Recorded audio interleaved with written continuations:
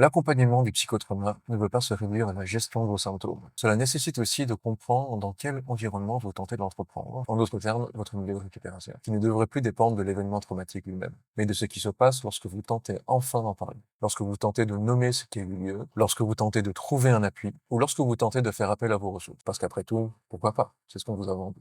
Mais ce que vous rencontrez n'est malheureusement ni un accueil, ni un lieu fiable, ni une reconnaissance minimale. On appelle ça la victimisation secondaire. La victimisation secondaire n'est pas juste une simple maladresse. Elle va plus loin. Elle transforme la prise de parole elle-même en une source de souffrance. La personne ne souffre plus seulement de ce qu'elle a vécu. Elle souffre aussi de ce que sa parole déclenche comme réponse chez les autres. Le doute, la gêne, la minimisation, la banalisation, la dramatisation, la compétition de la souffrance, l'embarras, le retrait ou parfois même ce reproche implicite d'avoir parlé ou d'avoir provoqué l'événement traumatique lui-même. Cliniquement, je ne pourrai jamais en faire l'emphase suffisamment pour vous dire à quel point c'est important. Après certaines violences, le besoin psychique n'est pas seulement de raconter. Il est aussi de trouver un lieu d'adresse intime, privé ou social où ces récits peuvent exister. Autrement, on peut parler d'une atteinte de l'adresse. Quelqu'un ne cherche pas uniquement à émettre une parole, il cherche aussi un destinataire capable de ne pas la casser d'emblée. Lorsque ce lieu manque, le dommage se redouble. Le trauma n'est plus seulement lié à ce qui a eu lieu, il se noue aussi à l'absence d'un endroit où cette expérience puisse être reconnue, symbolisée et progressivement traversée. Ce qui blesse alors, ce n'est pas seulement une violence initiale, c'est l'impossibilité de la déposer sans être de nouveau exposée. Et on ne peut pas aller mieux dans un environnement qui ne le permet pas.